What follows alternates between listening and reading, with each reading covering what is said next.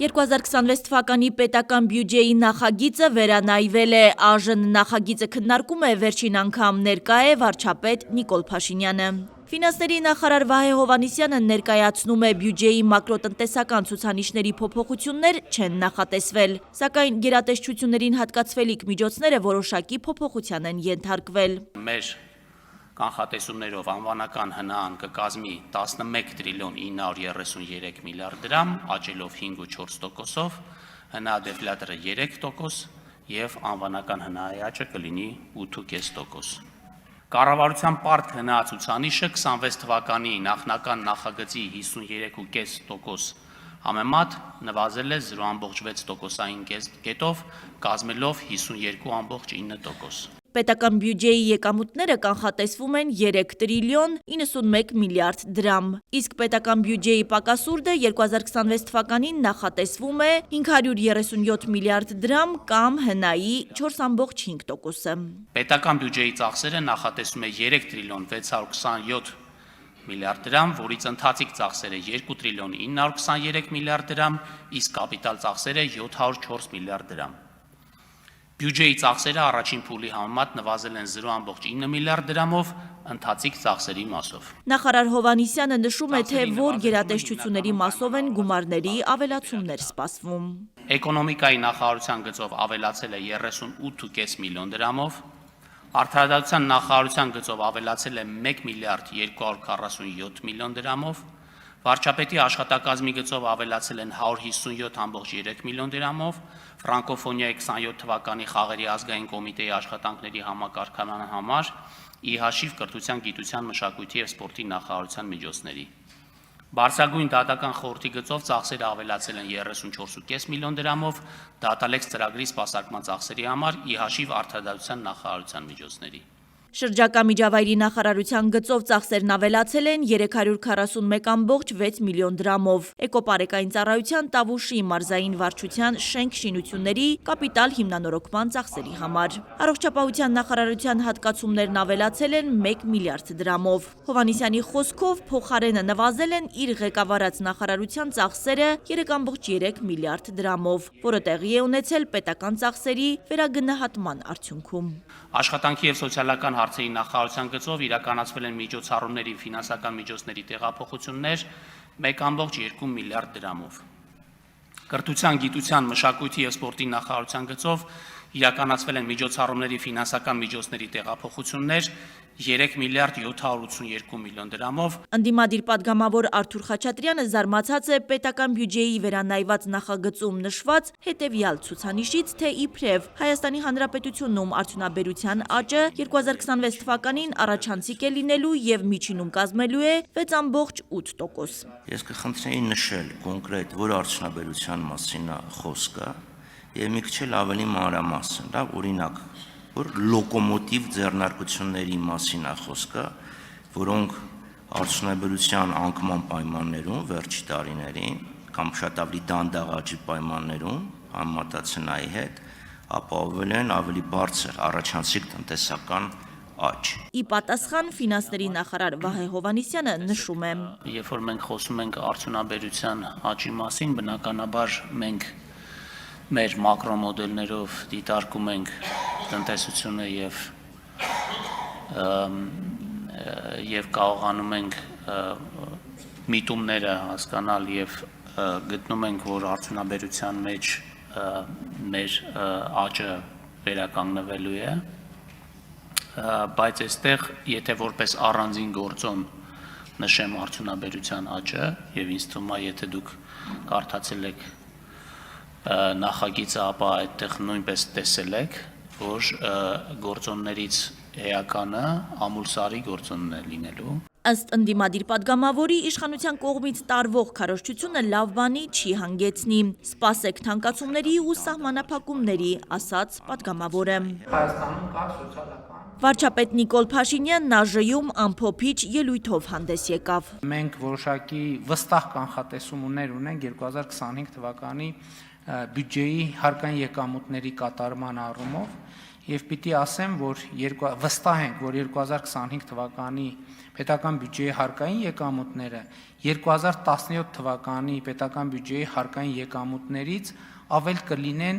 1 տրիլիոն 542 տրիլիոն դրամով կամ 133%-ով։ Ես ուզում եմ մեզ նրբության վրա ձեր մեր բոլորի շադրությունը հրավիրեմ։ Այս տարվա մեր բյուջեի հավելյալ ավելացած մասը 2017-ի համեմատ ավելին է, քան 2017-ի ընդհանուր բյուջեն։ Վարչապետը հիշեցնում է. 2021 թվականի խորհրդարանական ընտրությունների ժամանակ մենք խոստացել էինք, որ միջինում տարեկան կապահովենք 7% տնտեսական աճ։ Այս խոստումը լի կատարված է, որովհետև վստահ ենք, որ 5 տարիների արդյունքում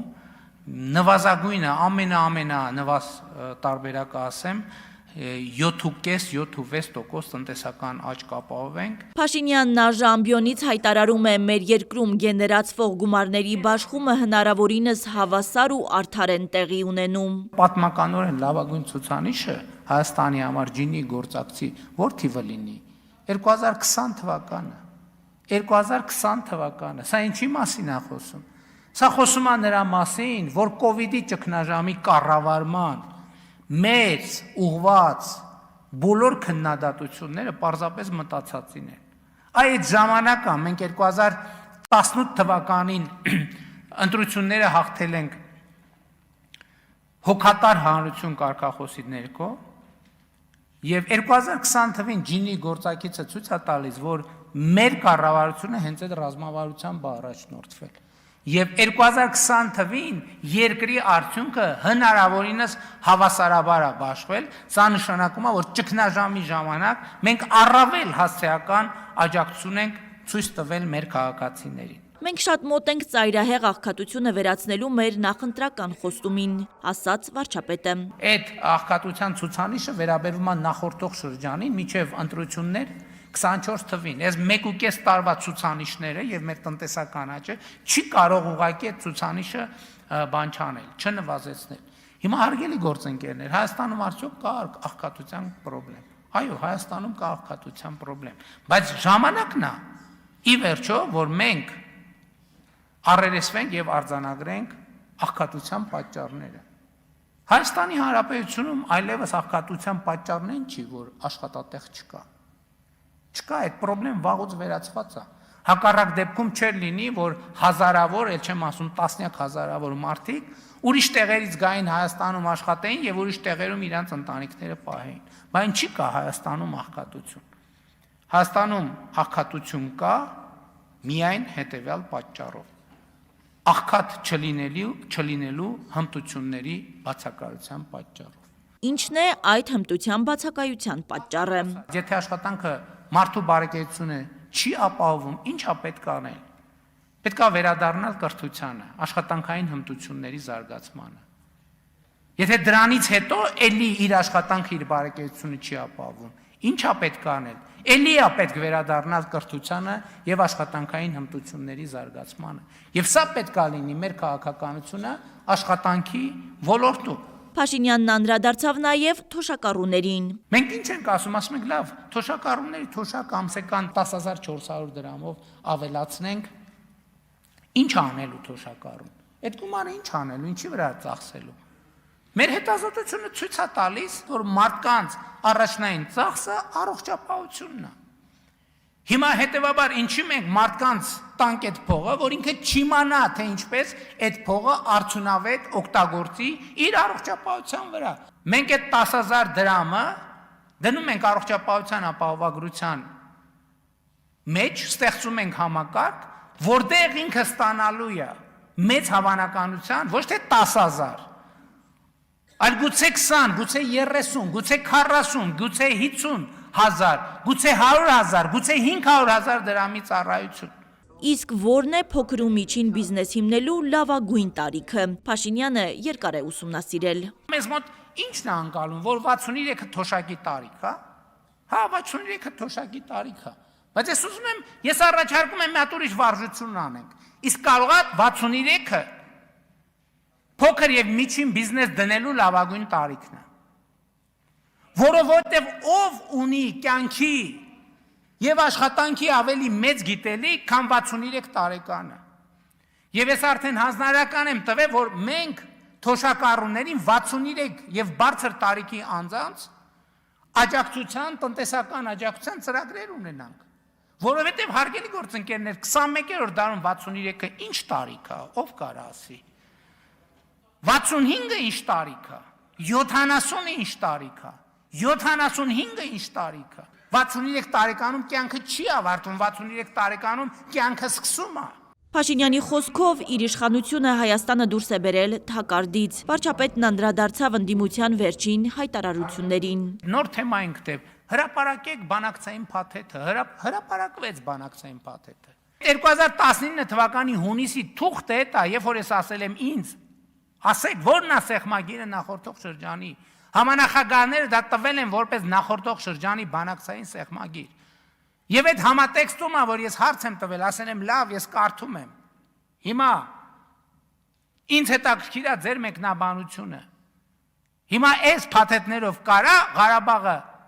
չլինի Ադրբեջանի կազմում։ Որևէ այս մեխանիզմով։ Եվ հնչել է շատ հստակ պատասխան։ Այո, եթե Ադրբեջանը համաձայնվի։ Բա Քիվեստի փաթեթը ինչի չի հրապարակվել, որտեղ չկա Հայաստանի կառավարության տիրապետության ներքո Քիվեստի փաթեթ։ Փաշինյանը որոշել է ընդդիմադիրներին բանավեճի չի հրավիրելու։ Էլ բանավիճելու բան չկա, թող կարդան, պատմեն, կարդան, պատմեն, կարդան, պատմեն։ Ինչ պետք է պատմեն, պատմելու բան չկա։ Հասմիկ Վահրադյան, Արմալուր։